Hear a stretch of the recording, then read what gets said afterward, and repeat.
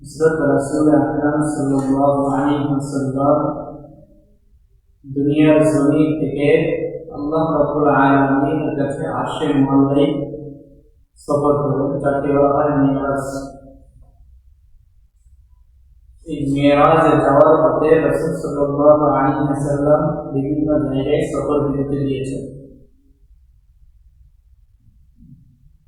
তার মধ্যে 4টি জায়গা এমন রয়েছে যেখানে রাসূল সাল্লাল্লাহু আলাইহি ওয়াসাল্লাম সফর বিরতি দিয়ে 2 রাকাত করে নামাজ পড়েছেন। প্রথম হচ্ছে ইয়াসরিব।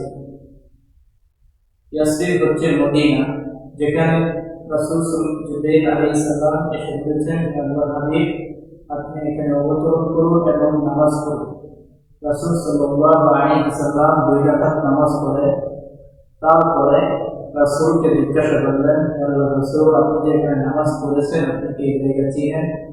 রাসূল সাল্লাল্লাহু আলাইহি ওয়াসাল্লাম বললেন, না চিনি না। জিবরাইল আলাইহিস সালাম বললেন, এটা হচ্ছে ইয়াসরিব মদিনা, যেখানে আল্লাহ তাআলা আপনাকে অচিরেই হিজরতের অনুমতি দিবেন।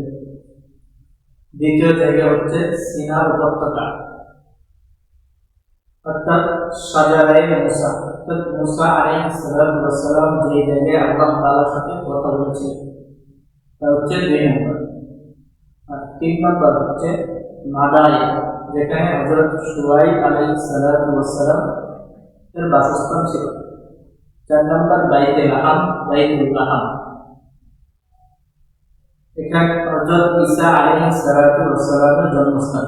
এই 4 জায়গায় রাসূল সাল্লাল্লাহু আলাইহি ওয়াসাল্লাম সফর বিরতি দিয়ে 2 রাকাত করে নামাজ আদায় করেছেন।